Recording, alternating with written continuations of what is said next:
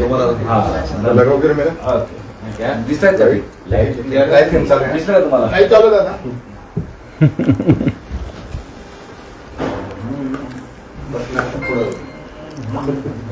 ते दादा ते ओके दिला मी कंप्लेंटमध्ये कंप्लेंटची कॉपी पाठवतो रेकॉर्डिंग आहे का? नाही रेकॉर्डिंग माझ्या फोनमध्ये मी नाही रेकॉर्डिंग ठेवून करत मी मी नाही उचलले मी ठेवले का रे चालू कर हे आण बरं फोन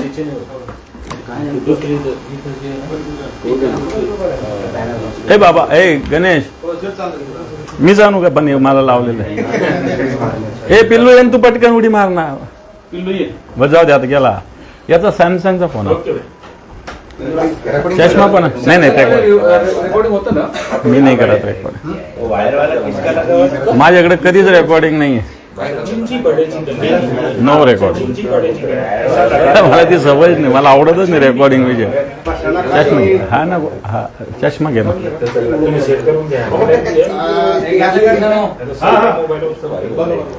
याचं आउटपुट घेतलेला आहे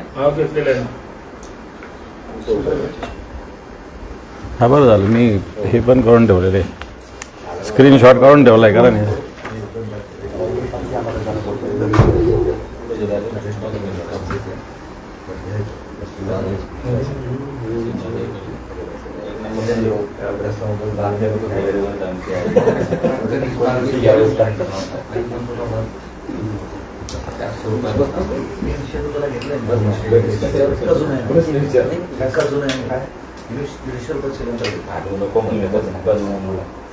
चल 2 मिनिटं थांब आपण 99 रुपयाचं सिलेंडर पाहिलं असेल ना दादा 2 मिनिटं ए बघितलं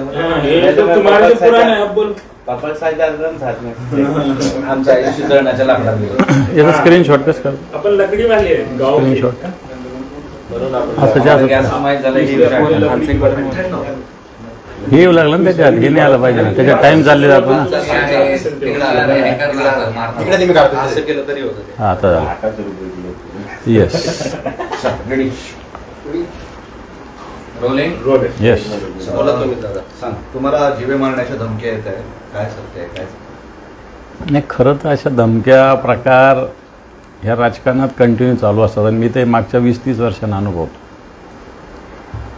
परंतु एखाद्या दिवशी एखादी धमकी येते माणूस एखादा दारू पिलेला तो रागाच्या भरात बोलत असतो हेही कळतं मला मग एखादी घटना घडलेली असते त्याच्यामुळे तो बोलतो पण मला पहिल्यांदा ह्या ज्या फोन आले 3-4 दिवसापासून मला वाटतं बहुधा 12, 13, 14, 15 या 3-4 दिवसात हे फोन आले मी फार सिरियसली नाही घेतलं त्याचं 12 तारखेला 13 तारखेला एकदा उचलला सोडून दिला नंतर उचललेच नाही पण मी 14 तारखेला रात्री म्हणजे 15ला सकाळी जनरली 1:55, 2 वाजले असतील त्यावेळेस हे फोन झोपेत असताना मी कोणाची येतात म्हणून मला वाटलं कार्यकर्त्यांचे कधी कधी डॉक्टर्स कधी पोलीस स्टेशन असे फोन येत असतात शिवसैनिकाचे झोपेत फोन उचलले परंतु तिकडून ज्या पद्धतीनं भाषा ज्या पद्धतीनं धमक्या होत्या घाबरत नाही मी परंतु एक धमक्या मला दिल्या एवढं सत्य आहे बरं मग मी म्हटलं कुठे नादी लागतं मग मी फोन बंद केला पुन्हा आला पुन्हा बोललो पुन्हा कट केला पुन्हा आलं पण मग मी थोडंसं हुशारी करून नुसतं ऐकत राहिलो बोलत नाही राहिलो मग सोडून दिलं मग 2-3दा पुन्हा मिस कॉल आले मी झोपलो मग दुसऱ्या दिवशी मला असं वाटलं की कारण या रोज अशा पद्धतीनं धमक्या आहेत एकदा तक्रार मी माझ्या याला घाबरत नाही मी तेवढा सक्षम आहे पण मी बाहेर असतो प्रवासाला असतो दौरे असतात पक्षाचे इकडे तिकडे फिरणं असतं म्हणून मला थोडंसं वाटलं की पोलिसात तक्रार करावी म्हणून मी रीतसर तक्रार मान्य पोलीस आयुक्त साहेबांकडे आणि संबंधित पोलीस स्टेशनला केलेली आहे पोलीस काय दखल घेतात आता तो त्यांचा विषय माझ्याकडून मी ही तक्रार निश्चित केलेली कारण काय कशाबद्दल धमकी आहे नाही मी नाही का काय निवडणुकीचं कारण आहे आता निवडणुका तर मी अनेक बघितलेल्या आहे ना निवडणुका मला चांगला आठवतो 1996-97 पासूनच्या सगळ्या निवडणुका महापालिका झाल्या असतील 4-5, जिल्हा परिषदा झाल्या असतील 4-5, विधानसभा झाल्या, लोकसभा झाल्या, स्थानिक स्वराज्य झाले. या सगळ्या निवडणुकीत माझा एक संघटना म्हणून माझा एक महत्त्वाचा रोल राहिला. त्यामुळे अनेक निवडणुका मी बघितलेल्या आहे. सगळ्या गोष्टी झाल्या, चांगल्या वाईट सगळ्या गोष्टी झाल्या. परंतु त्याच्यामुळे निवडणुकामुळं कोणी केला असेल वगैरे असं मी म्हणणार नाही. परंतु निश्चित मी रीतसर फोन नंबरचे तक्रार पोलीस आयुक्तांकडे केली. धमकी देणारच म्हणणं काय होतं, म्हणजे काही कारण सांगितलं किंवा काय की थेट मागून टाकेल इथपर्यंतच होतं मला, आणि कारण नाही, कारण आता पोलिसांनी तपासायचं आहे. त्याने काहीच सांगितलं. त्यांनी काही नाही सांगितलं तसं. नाही, आता हे नंबर ज्यावेळेस बघतो, ट्रू कॉलर आहे, वेगवेगळे ऑप्शन्स आहेत नंबर शोधायचे. तुम्ही या दरम्यानच्या काळात नंबर शोधला असेल, कोण आहे काहीतरी तुमच्या प्राथमिक पातळीमध्ये मी जनरली कॉल रेकॉर्डिंग करत नाही, कारण मला ते खरं तर ही योग्य नाही कॉल रेकॉर्डिंग करणं. आणि ट्रू कॉलरही माझ्याकडे नाही, कारण त्याच्यामुळे डाटा हे होऊ शकतो. म्हणून मी काही ट्रू कॉलर पण माझ्या मोबाईल ठेवले नाही. पण मी रीतसर जो नंबर आहे त्याच्यात एकाच फोनहून 2-3 जण आजूबाजूला बोलत होते, एवढं मी म्हटलेलं आहे. मला वाटतं पोलीस ज्यावेळेस तपास करतील त्यावेळेस मी सांगेल या सगळ्या गोष्टी. स्पेसिफिक असं असतं, एखादी धमकी आली, एखादी धमकी देत असेल तर काहीतरी त्याला कारण मागच्या काही दिवसांपासूनची पार्श्वभूमी असते आणि अंदाज असतो किंवा यांनी मला धमकी दिली असावी किंवा या उद्देशानं धमकी दिली असावी. तसं काही आहे का? कुणाचा विषय काही आहे का? संशय काही आहे का? नाही, आता जो नंबर जिथला येईल, ज्या भागातला येईल, कोणत्या कार्यकर्त्याला, त्याच्यावर तो कळल संदर्भ. आत्ता तर मी संदर्भ नाही सांगू शकत.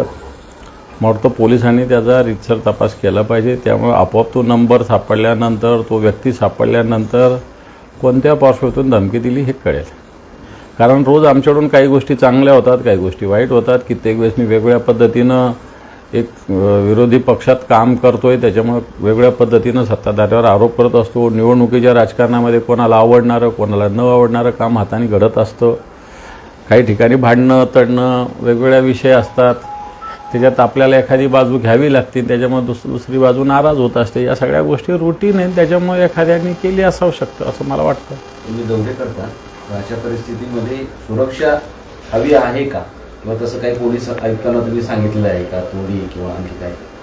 हे बघ, माझ्याबरोबर तर शिवसैनिक असतात. माझ्या सुरक्षिततेची मला चिंता नाही. एक दिवस तर जायचंच आहे आपल्याला कोणालाही, त्याच्यामुळे त्याची चिंता मी करत नाही. फक्त मग आमच्या घरी मोठं कुटुंब आहे, आई, लहान मुलं वगैरे असतात, एवढीच एक चिंता आहे. बाकी मला माझ्या जीवाची चिंता नाही. मी सैनिक आहे बाळासाहेबाचा, लढणार आणि अशा धमक्याला कोण घाबरतं. तरी पण तुम्ही पोलीस आयुक्तांना काय सांगणार किंवा नुसतं तपास करायपर्यंत की का कुटुंबाच्या सुरक्षेसंदर्भात, तुमच्या सुरक्षेसंदर्भात काहीतरी पाऊल टाकावं? मला असं वाटतं सुरक्षितता वगैरे याविषयी मी काही पोलीस आयुक्तांना बोललेलो नाही. मी ते डीजींना बोलेल. पोलीस आयुक्तांना मी काही याविषयी बोललो नाही. पोलीस आयुक्तांनी फक्त दिलेल्या तक्रारीचा योग्य तपास करावा, एवढीच माझी पोलीस आयुक्तांकडून अपेक्षा आहे. बरं,